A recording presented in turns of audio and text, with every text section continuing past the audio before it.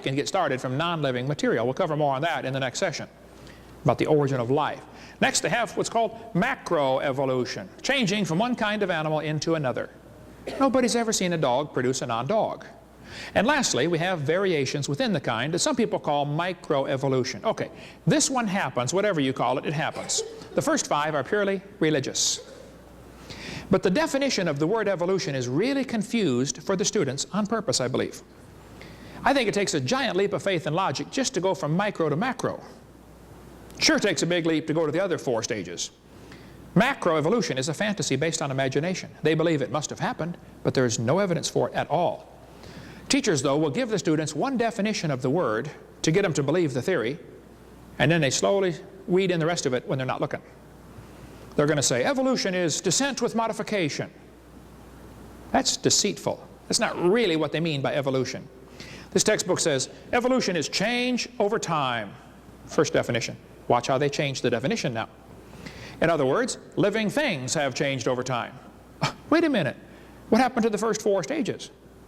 You're going to skip all the way down to living things and just assume the first 4 happened? Then they say, evolution is a change in species over time. Now they jumped right down to what I believe in. I believe species can change over time. I think the changes are limited. Still the same kind, but somebody might call it a different species. It's still the same kind of animal. That's not really what they mean by evolution, folks. What they really mean is the whole theory comes as a package deal. Variations certainly happen, but they have limits. Haven't the farmers been trying to get bigger pigs for a long time? Do you think they'll ever get a pig as big as Texas? No, I bet there's a limit in there someplace, isn't there? I'm not sure if they reached it or not, but they're probably getting close to the limit of pig size. Roaches eventually become resistant to pesticides. That's a fact. Do you think they'll ever become resistant to a sledgehammer? No. I bet there's a limit. They always still produce the same kind of plant or animal, too. No new information is added. See, real evolution would mean an increase in genetic complexity, not just shuffling genes that already exist. When you have varieties of dogs produced, the gene pool is more limited for the variety. The Chihuahua is swimming in the shallow end of the gene pool. Somebody spent years crossbreeding dogs to develop a Chihuahua. All that time and money to make a dog that is 100% useless. Hey, how long would the Chihuahuas last in the real world? Turn them all loose back into the woods and watch what happens. They'd run up to the wolf. Yep, yep, yep, yep, yep, yep. Crunch. End of gene pool, right? Genetic information is lost, not added, when you get your variety. Real evolution would be an increase in genetic complexity, not just shifting of gene frequency. Now, I grew up in Illinois, corn country. Did you know there are so many kinds of corn down there, they have to number them? You're driving down the highway and you'll see a sign, you know, BX65, don't mix it up with XL29, something will explode. But I'll tell you what, folks, you can crossbreed corn from now to the cows come home and you're always going to get corn. You're never going to get a hamster or a tomato or a whale to grow on your corn stalk, okay? That ain't going to happen. There's a varieties of dogs in the world, a whole bunch of them. And I bet they had a common ancestor, dog. This Irish textbook calls it divergent evolution. Saying the terrier and the poodle had a common ancestor? Oh, come on, don't give it a fancy name. It's still a dog. Don't call it divergent evolution. It's a variety of dog. This Mexican textbook says the horse and the zebra had a common ancestor. I agree.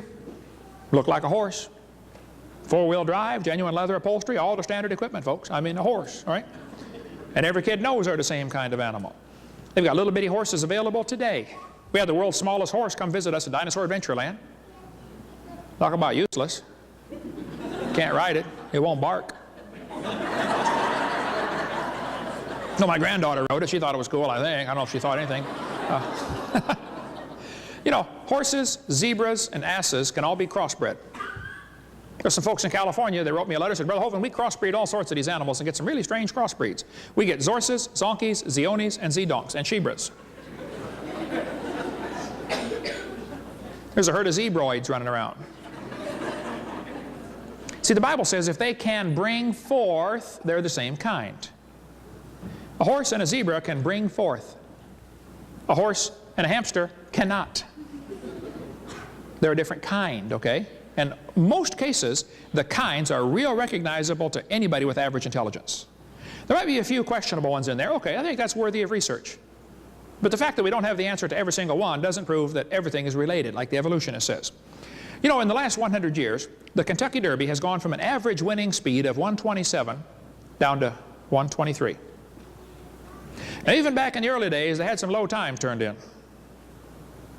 Question: how much money would you guess has been spent on the Kentucky Derby trying to get faster racehorses? Millions and millions and millions of dollars, right? Now, I don't know if they reached the absolute limit of horse speed or not. I suspect they're getting pretty close. I mean, if you really want to win the Kentucky Derby, why don't you breed wings on your horse and fly around the track in 12 seconds? My whole point is, sure, variations happen, but they're limited. The evolutionist does not want to admit there are any limits, and that's where the problem comes in. There's a variety of cows in the world, and they might have had a common ancestor. A cow. There's a book you can order chickens from. What kind of chickens do you want to get, kids? Do you want to get red rocks, cinnamon queens, white rocks, cherry eggers, brown leghorns? There's a lot of different kinds of chickens you can get. But look what the book says. The jungle fowl are the original bird from which all varieties and strains of domesticated chickens are derived. Hey, did you know all the chickens had a common ancestor? Guess what it was? A chicken. Exactly correct. There are 8 varieties of bears in the world, and they might have had a common ancestor. I wouldn't argue with that. But it was a bear. Did you know that broccoli, Brussels sprouts, cauliflower, and cabbage all came from a common ancestor? It was a plant. Bible says they bring forth after their kind. Here's what happened though. James Hutton wrote a book, and people began to doubt the earth was 6,000 years old. Then along came Charlie Lyell, and he wrote a book, and people began to doubt the flood formed the layers.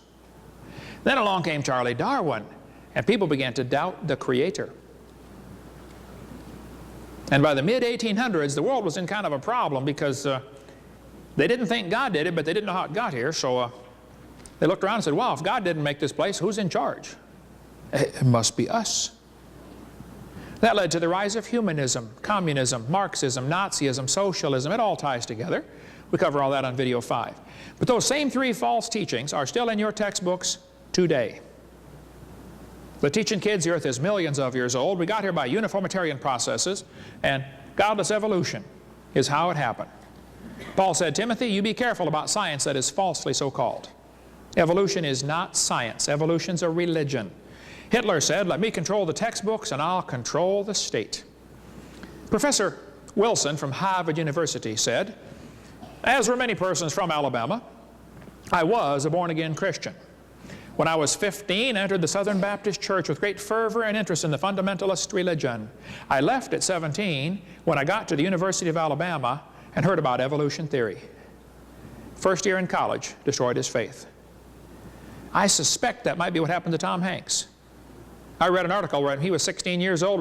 He wrote about how much he loved the Lord, wanted to serve Him with his life. What happened, Tom? I've been praying for Tom a lot. I'm going to try to get him saved. I'm sending him some of my videotapes here soon. I don't know why I'm burdened for him, but I just am. Many people go off to college and lose their faith. Scott wrote me a letter from Iowa. Said, Brother Hovind, until I went to college, my faith in God was sound. My college history class helped to destroy that faith. I started to doubt the Bible and God's Word. Even started to doubt Jesus was truly God's Son and that He died and rose for my sins. My best friend showed me your tapes, and I was in awe of what I saw. Everything I thought I knew about life was changed. Yay, rescued one. But there are millions more that need rescued. There are kids doing homework right now tonight while we're sitting here, and that homework is destroying their faith. 75% of kids from Christian homes who go to public schools are going to lose their faith after 1 year of college. What's in these books anyway? What are they teaching our kids? They tell them they've got evidence for evolution. Here's the evidence they give them. Evidence from fossils. Oh, come on. Anybody with half a brain knows no fossil counts as evidence for evolution. None. You bring some bones into the courtroom. Your Honor, see these bones right here? These are the ancestors of everybody today. Any freshman law student could say, Your Honor, he doesn't know those bones had any kids that lived. And why would you think a bone you found in the dirt can do something animals today cannot do? You know, produce something other than their kind? Fossils simply don't count, folks. No fossils count as evidence for evolution. They say we've got evidence from structure, molecular biology, development.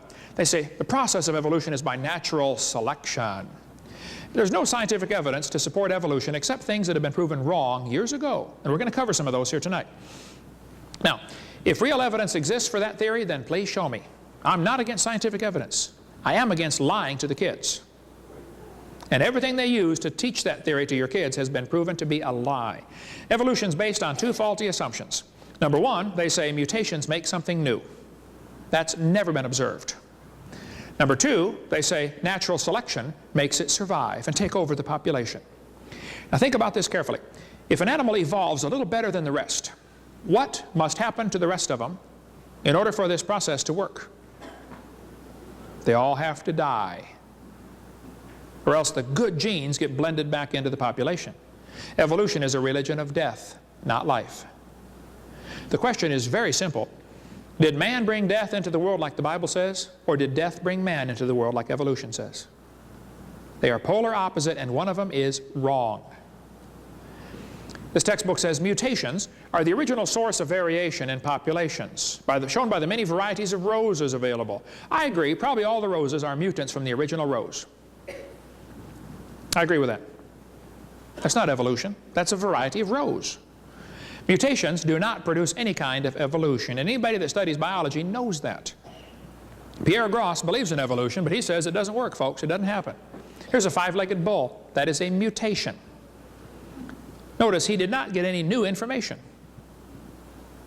Getting an extra leg is not new information. It's a scrambling of existing information. Doesn't the bull already have legs? So it just made one in the wrong place, that's all. Here's a short-legged sheep. That's a mutant. No new information is added, though. That's a loss of information. And he's the first one the wolf is going to catch. Go, boys, go. Here comes the wolf. Oh, Herman didn't make it. There's a two-headed turtle. That's a mutant. It's not ninja, but he's mutant. Okay? Now he's going to freeze first winter, because nobody makes a double-neck turtleneck sweater. I've never seen one. See, a mutation is scrambling existing information. It's not new information. If you can scramble up the letters to the word Christmas, you can get all sorts of different words. But you're never going to get Xerox, zebra, or queen out of Christmas. The letters aren't available. And scrambling existing gene code will not give you new information.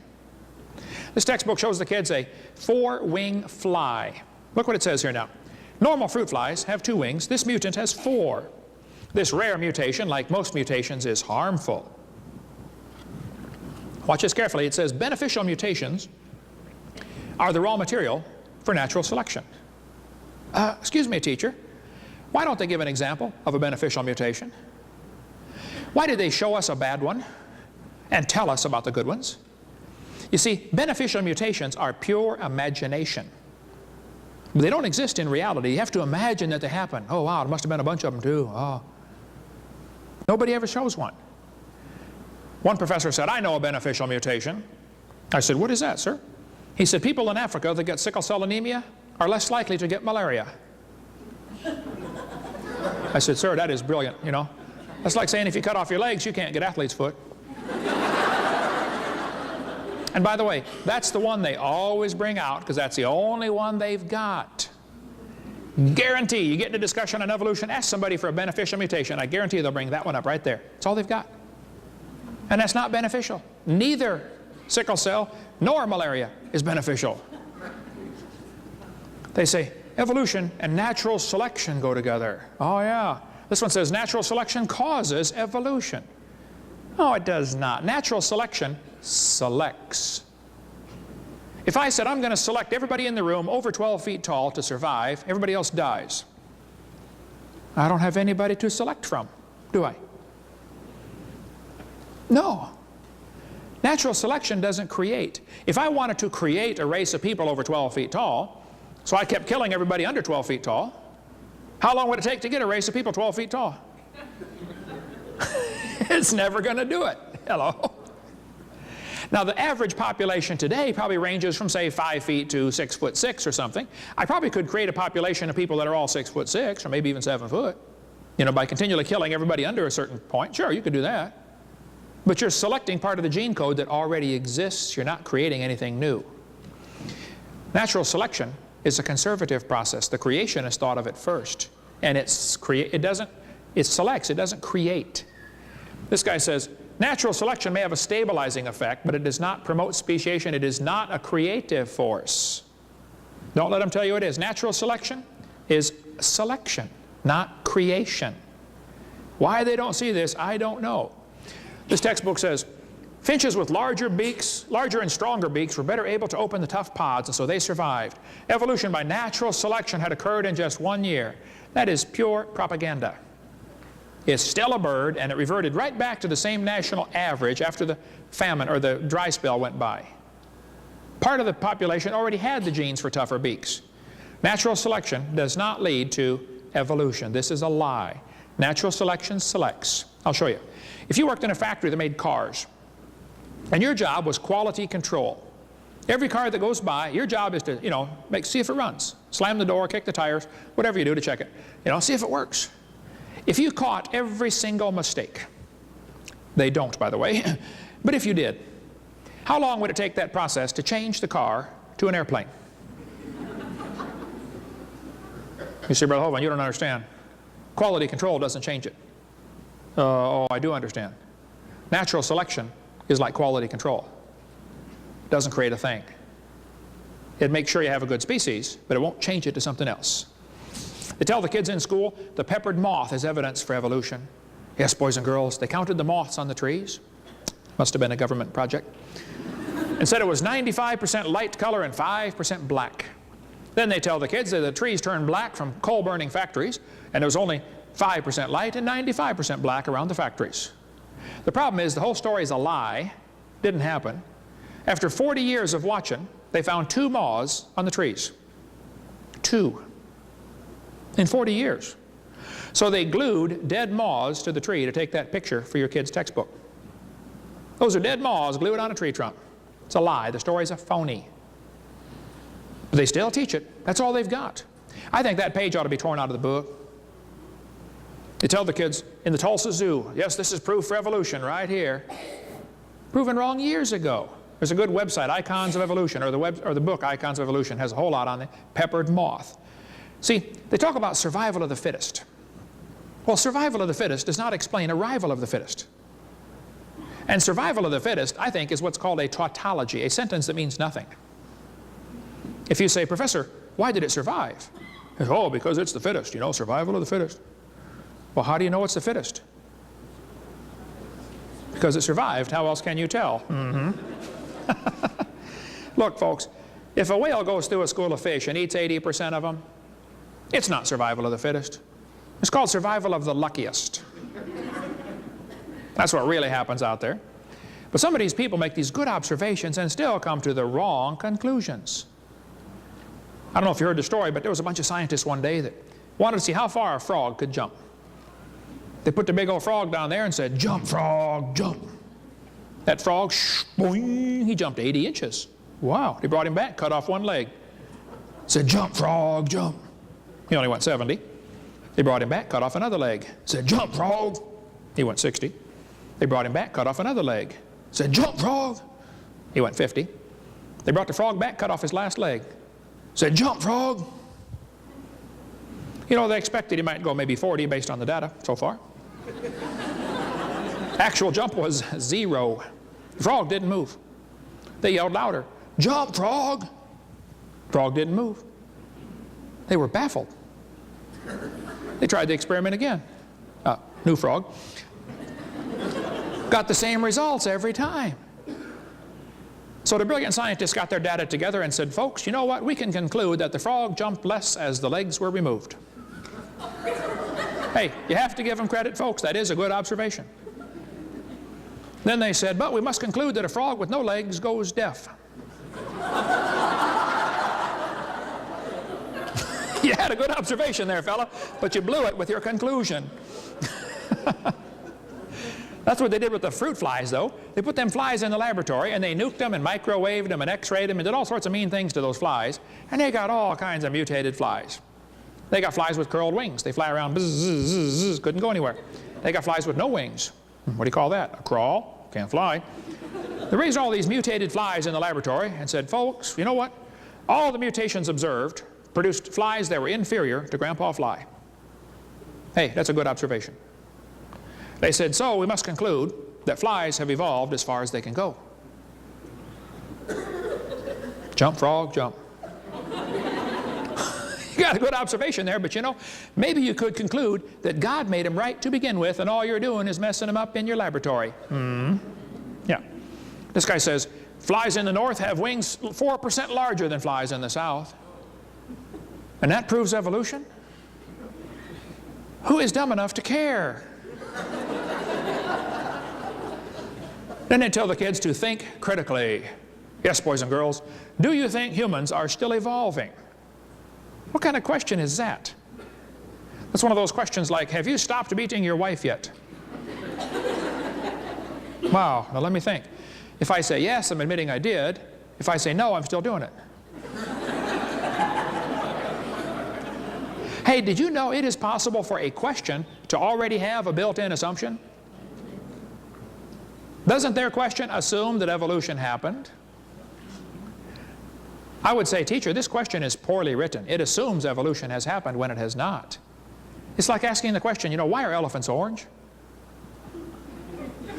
You know, that's a good question. Why are they orange anyway? I don't know. They're not. Hello. And this question is not designed to make the students think critically. Do you think humans are still evolving? That's a Soviet-style indoctrination type question. And when the kid gets done with this course, he's going to think he knows how to think critically. And he doesn't know how to think at all. He knows how to be told what to believe. That's not education, that's indoctrination, Soviet style.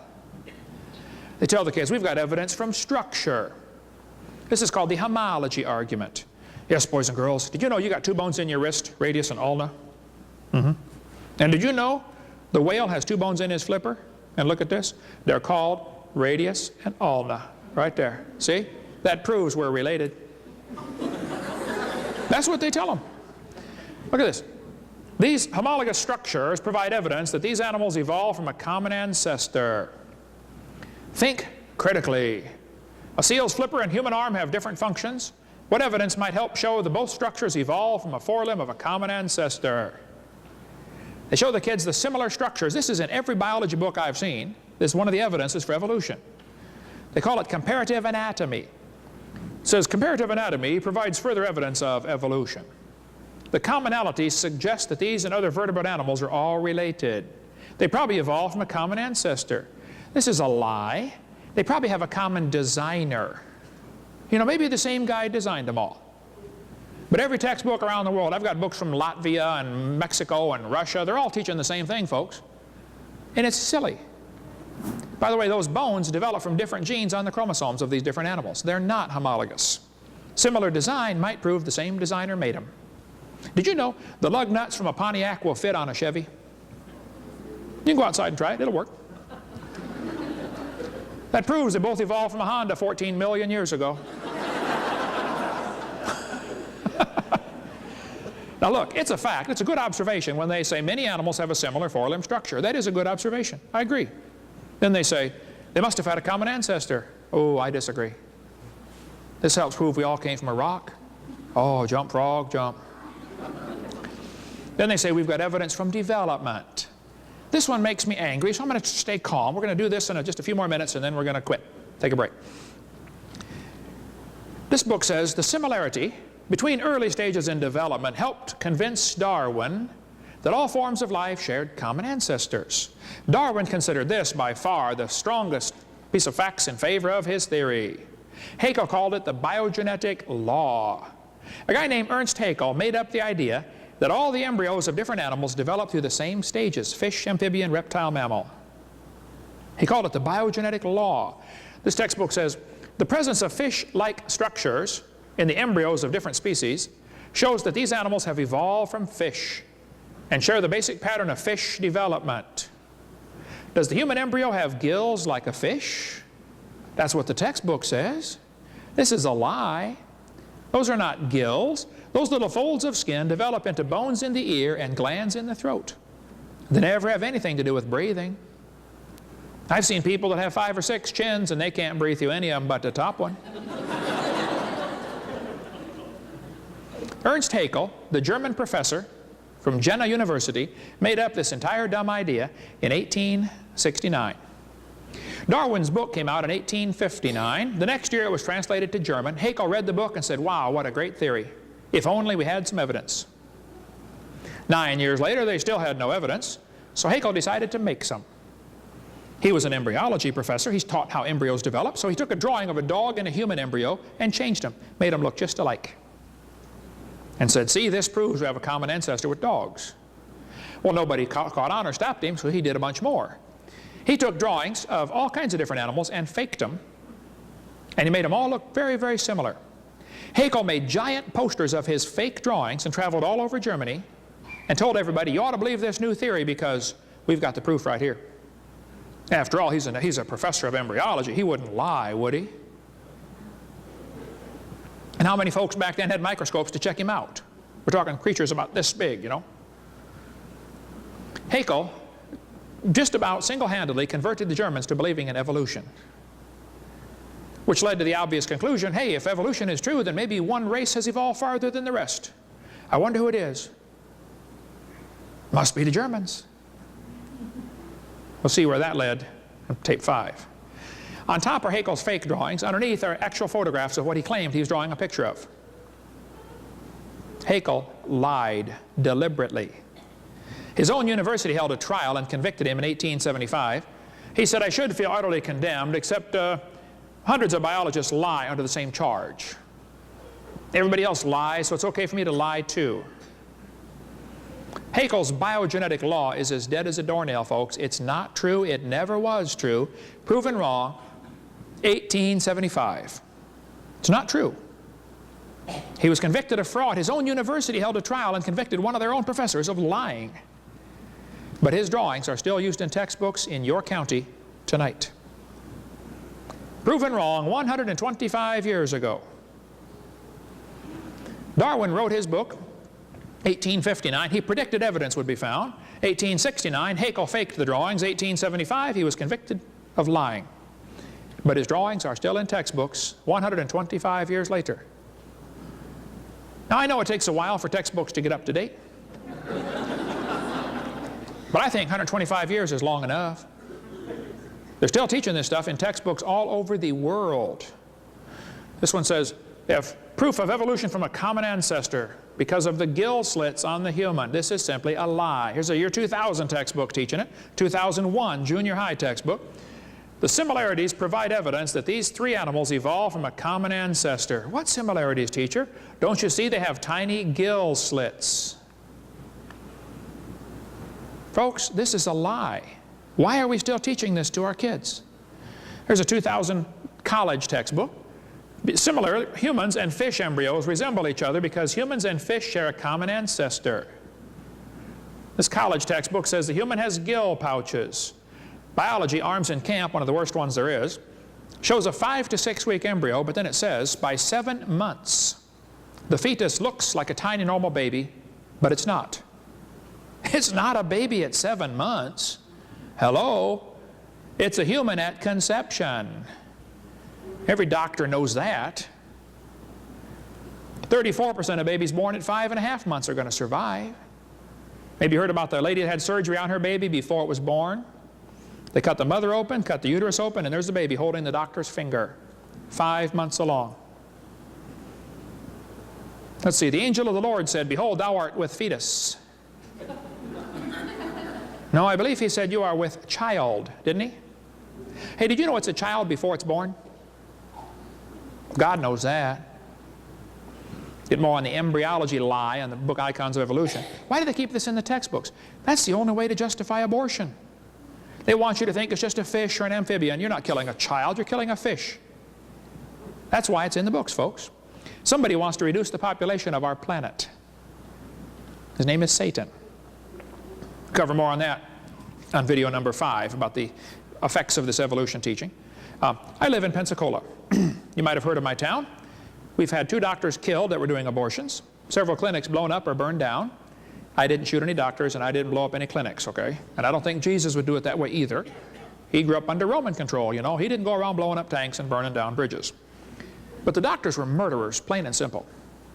When the first doctor got shot, I happened to be preaching in Fort Lauderdale.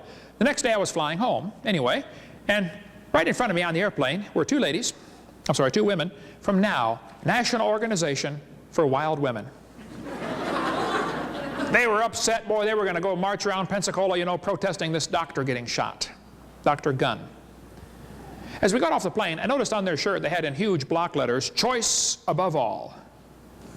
So, being my mild-mannered self, I said, "Excuse me, ma'am, what does this mean, choice above all?" She said, "We believe a woman ought to have a right to choose." I said, "Choose what?" She said, "Choose to have an abortion. It's her body, you know." Well, yes, ma'am, if she wants to abort her body, I suppose that's fine. But it looks to me like she wants to abort somebody else's body. You know, when you consider half of them are male, it's not her body. Think about it. I said, "Ma'am, I'm kind of curious about this. I have 3 kids, one of each. I delivered one of my kids at home. I taught biology and anatomy. I used to raise hamsters. I'm kind of familiar with how this works." I said, "Tell me, why does the woman's right to choice stop at birth? Why don't we let the mother kill the baby after it's born? It'd be a lot safer and simpler." By the way, that's what Peter Singer wants. He's pushing for abortions up till the kid's 28 days old. You can decide if you want to keep it or not. Coming soon, folks. You watch for that one. I said, I got an idea. Let's extend abortion rights up until the kid's 2 years old.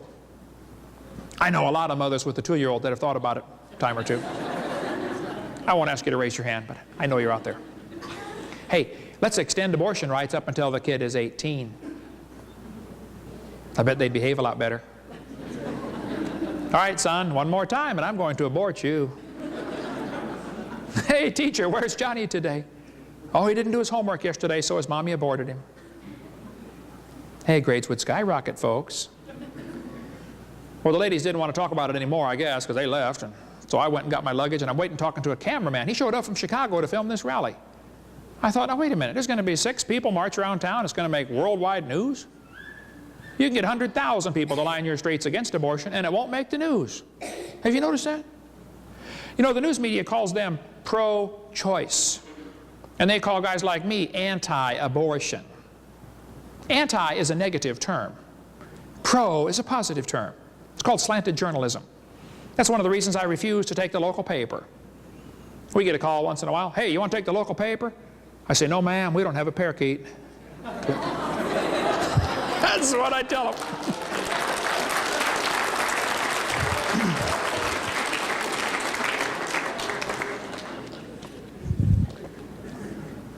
The news media always slants it to the liberal cause.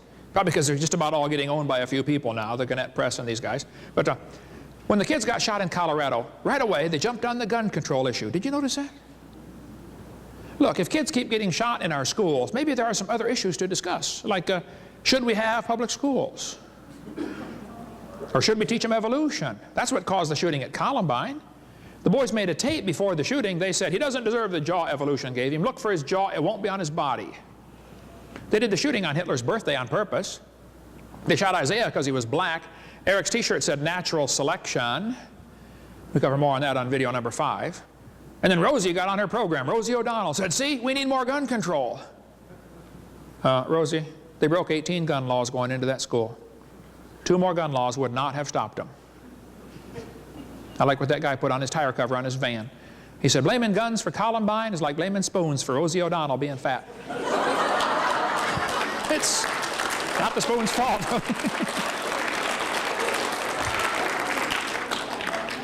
You know, if kids keep getting shot in our schools, maybe the issue we should discuss is certain criminals ought to be publicly executed. Or maybe we should discuss the issue, should all law-abiding citizens be required to carry guns to protect themselves? Yeah. Somebody sent me this button as a joke. Proudly unarmed. Would you wear that? Think about it. What does that say to a criminal? Rob me. Isn't that exactly what it says? Our founding fathers gave us the Second Amendment, the right to keep and bear arms. The purpose of the Second Amendment is not so you can go duck hunting. The purpose of the Second Amendment is so you can protect yourself if the government goes bad. That's why we got it. Hey, did you know there's an awful lot of animals that eat grass that have horns? You don't need horns to eat grass. But see, you need the horns to explain to the lion, stay off my back so I can eat the grass. And that's the purpose of the Second Amendment, so the citizens can explain to everybody else, leave me alone. I just want to work and earn my money. Now leave me alone. Right? Get into more of that on part 5. Here's the logic they used to justify abortion. They're going to say it's not human. Oh, come on, that's not true. Proven wrong, 1874. They're going to say it's not viable. It can't live on its own. Well, you're not viable either, stark naked on the North Pole. They say it can't live on its own, so we can kill it. I know kids that are 25 that still come borrow money from Dad. Hey, Dad, can I borrow some money? You ought to be able to live on your own by now, son. They're going to say the child may be unwanted. Show me a kid that's... There's a lot of kids that are unwanted today. My parents moved 4 times when I was growing up, but I found them every time. Now listen, there's probably 15 people in this room that have had an abortion. Now you listen carefully. God loves you and can forgive you, and it's not a problem. I mean, half the Bible's written by murderers. You don't have to go on the rest of your life, you know, trying to justify it. Just admit it, confess it, say, Lord, I'm sorry, forgive me, and go on and do something for God with your life, okay? Quit your whining and go serve God. They're going to say the child may be a financial burden. Show me a kid that's not. Every kid's a financial burden. Come on. They're going to say it might be from rape or incest. Well, then you killed the rapist, not the baby.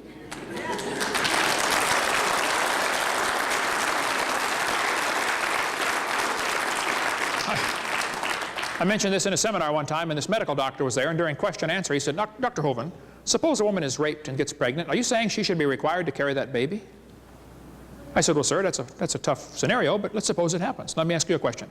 Suppose she gets raped, she gets pregnant, she has the baby. 5 years later, she's holding her 5-year-old, and her mind flashes back to the horrible experience, and she kills the baby. Is it murder? He said, yeah. I said, okay. Suppose she would have killed it 5 months after it was born. Would that have been murder? He said, yeah. I said, suppose she would have killed it 5 minutes after it was born. Would that have been murder? He got kind of quiet. He could see where I was going. I said, let me help you, sir. Yes. I said, now suppose she would have killed it 5 minutes before it was born. Folks, rape's horrible. So is murder. Let's start killing rapists and put an end to this thing, okay? Yeah. Hey, is it illegal in Wisconsin to shoot deer at night with spotlights? It is, isn't it? You have to give them a sporting chance, right? Why don't you pass a law up here that says we're going to give the baby a sporting chance. If a woman goes to have an abortion, the nurse there will have a jar of marbles to have a lottery to decide who dies. 1 marble for baby, 1 for mother, and 1 for father. And 1 for doctor. And 1 for governor. Now let's put several in there for the past president. Yeah. There we